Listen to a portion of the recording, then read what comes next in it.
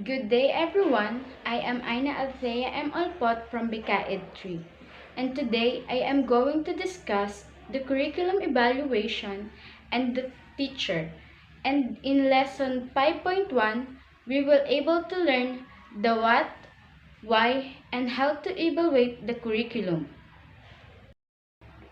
In this lesson, there are three desired learning outcomes. So first is acquire clear understanding of what curriculum evaluation is. Second, explain the need to evaluate the curriculum and how it's being done. And third is expand knowledge about different curriculum evaluation models. And now, let us define what is curriculum evaluation. So, here are the various definitions of curriculum according to curricularists. So first, according to Arnstein and Hanskins, curriculum evaluation is a process done in order to gather data that enables one to decide whether to accept, change, eliminate the whole curriculum of a text. So in other words, curriculum evaluation is the process of collecting data and information in order to determine how effective the curriculum is and to know if the student is progressive and enhancing. So, according to McNeil J, curriculum evaluation answers two questions. So, first question, do planned learning opportunities, programs, courses, and activities as developed and organized actually produce desired, desired results? And second is, how can a curriculum best be improved? So it is indeed we need to evaluate the curriculum so that we can find answers to the following questions. Also, through curriculum evaluation, the stakeholders will be able to identify if the curriculum meets the objectives, the goals, or the expected outcomes. So the third one is Gay L. He defined that evaluation is to identify the weaknesses and strengths as well as problems encountered in the implementations to improve the curriculum development process. It is to determine the effectiveness of and the return on allocated finance. So, as this means that it is really important to evaluate the curriculum in order to evaluate the strength and to use the weaknesses as the strength to make the curriculum improve. So last is Oliva P. So it is a process of declining and providing useful information for judging alternatives for purposes of modifying or eliminating the curriculum. There are two ways of looking at the curriculum evaluation. The first one is curriculum program evaluation, which covers the program So here are the examples. So the curriculum development as a subject. Second is Bachelor of Education as a degree. Third one is K-12 as a curriculum program, outcomes-based education as a process, mother tongue multilingual education as a program. So the second one is components of a curriculum program. This will cover separate evaluation for a curriculum component such as first, achieve learning outcomes, second, teaching learning process, third, instructional materials, and fourth is assessment of the learning outcome. So reasons for curriculum evaluation. Why is there a need to evaluate a curriculum? The curriculum process presented by Tyler, Taba, and others at the end of the line or circle undergo an evaluation. All of them agree that planning, designing and implementing are less useful, there is evaluation. So here are some of the specific reasons.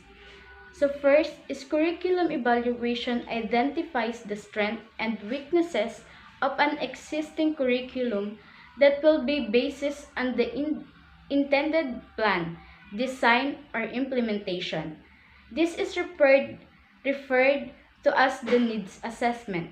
So second reason is when evaluation is done in the middle of the curriculum development, it will it will tell if the design or implemented curriculum can produce or producing the desired results. So this is related to monitoring. So third is based on the SAM standards, curriculum evaluation will guide whether the results have equaled or exceeded the standards. So thus can be labeled as success. So this is sometimes called terminal assessment.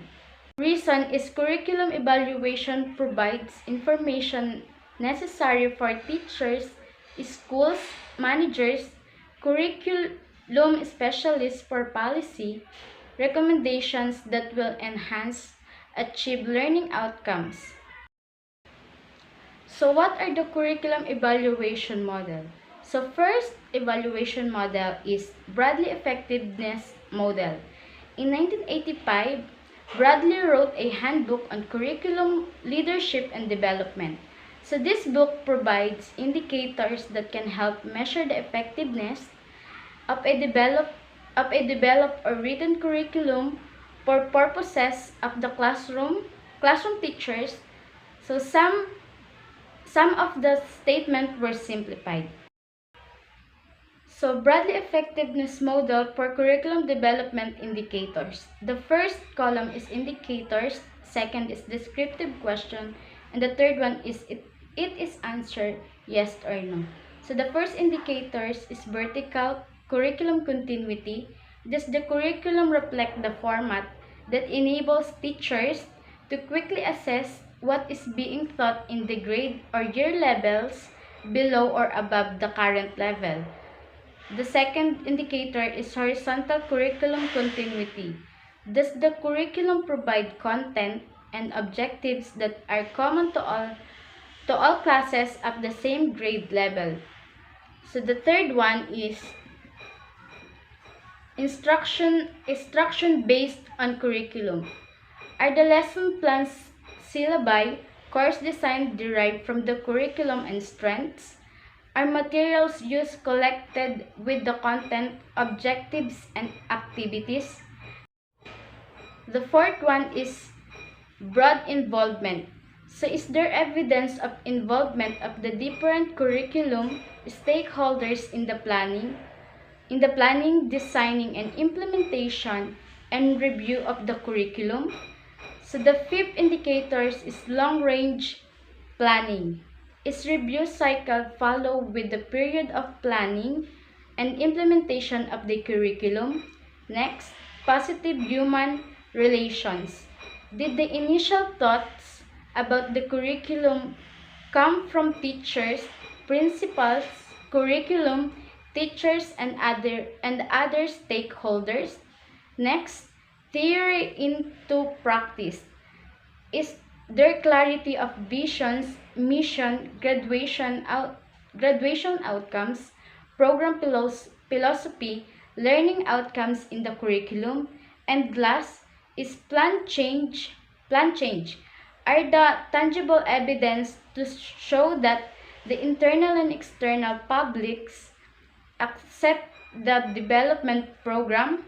So answering yes to all the question means good curriculum as described by Bradley. And if any of the indicators is answered with a no, action should be made to make it yes. So the next curriculum evaluation models is Daniel Staffel-Beam's context, input, process, product model or the CIPP. The CIPP model of curriculum evaluation was a product of the Delta Kappa Committee chaired by Daniel Staffel-Beam. the model emphasized that the results of evaluation should provide data for decision making. So there are four stages of program operation. So this includes: first is context evaluation, second is input evaluation, and third evaluation process evaluation, and last is product evaluation. So let's discuss this for program evaluation. So context evaluation assesses needs and problems in the context for decision makers to determine the goals and the objectives of program curriculum. Second is input evaluation. Assess alternative means based on the inputs for the achievement of objectives to make decision makers to choose options for optimal means. Third is process evaluation. Monitors the process both to ensure that the means are actually being implemented and make necessary modification. And last is product evaluation. So compares actual ends with intended ends and leads to the series of recycling decisions. For all the four stages, the 6 steps are suggested. So first step is identify the kind of decision to be made. Step 2 is identify the kinds of data to make that decision. Step 3, collect the data needed. Step 4, establish the criteria to determine quality of data. Step 5, analyze data based on the criteria. And last step is organize needed information needed for decision makers.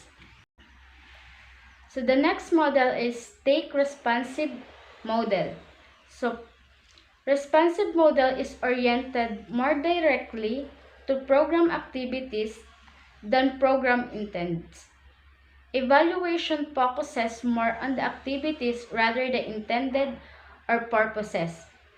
So Robert Stake recommended the following step to the curriculum evaluator. So step 1 meets the stakeholders to identify the perspective and intentions regarding curriculum evaluation. Step 2, draw from the step 1 documents to determine the scope of the evaluation. Step 3, observes the curriculum closely to identify the unintended sense of implementation and any deviations from announced intents. Step 4 identifies the stated real purposes of the program and the various audience. Step 5 identifies the problems of the curriculum evaluation at the hand and identifies an evaluation designs with needed data. Step 6 selects the means needed to collect data or information. Step 7 implements the data collection procedure. Step 8 organize the information into teams. Step 9 is decides with stakeholders and most appropriate formats for the report. Next model is Scriben consumer-oriented evaluation. So Michael Scriben in 1967 introduced this evaluation among others when education products flooded the market. Consumers of educational products which are needed to support an implemented curriculum often use consumer-oriented evaluation. So these products are used in schools which required a purchasing decision. So these products includes first is textbooks, modules, educational technology like softwares and other instructional materials. So even teachers and schools themselves nowadays write and produce these materials for their own purposes. So an example of an instructional materials review from Marvin Patterson of Florida State University is adapted for better understanding. So instructional materials review form The first column is preliminary information that includes title, authors, publisher, copyright date, and material evaluator. The second column is the recommendation. It includes retained for further review and rejects or comments. A simple way of curriculum evaluation process. For a very simple and practical way of curriculum evaluation, responding to the following questions will provide an evaluation data for curriculum decision. Just ask the following questions and any no answer to an item will indicate a need for a serious curriculum evaluation process. So the first question is, does the curriculum emphasize learning outcomes? Second, does the implemented curriculum require less demands? Third is, can this curriculum be applied to any particular level? Fourth, can the curriculum aspect be assessed as written, taught, supported, tested, and learned? Fifth is, does the curriculum include formative assessment? Number 6, does the curriculum include summative assessment? Number 7, does the curriculum provide quantitative methods of assessment? Number 8, does the curriculum provide for qualitative methods of assessment? Number 9, can the curriculum provide the data needed for decision making? And last is, there are findings of evaluation available to stakeholders? Steps in conducting a curriculum evaluation. So first step is identifying primary audience. What to consider are curriculum program sponsors, managers and administrators, school heads, participants, the teachers and students, content specialists, or other stakeholders. Second step is identifying critical issues or problem, outcomes, expected, desired, intended, in process or implementation, and resources is the inputs. The third one is identifying data source. What to consider are people or the teachers, students, parents, curriculum developers, the existing documents that available records and evaluation studies. Fourth step is identifying techniques for collecting data. What to consider are standardized tests, information tests, samples of students' work, interviews, participant observation, checklists, and anecdotal records. The fifth step is identifying established standards and criteria. So standardized previously set by agency like DepEd, CHED, and professional organization. Next is identifying techniques in data analysis. So content analysis, process analysis, statistic, comparison, and evaluation process. Next is preparing evaluation report. What to consider is written or the oral, progress or final, summary, descriptive, graphic, evaluative, and judgmental, list of recommendations. So last is preparing modes of display. Case studies, test, course summary, testimonies, multimedia representation, product, display, and technical report.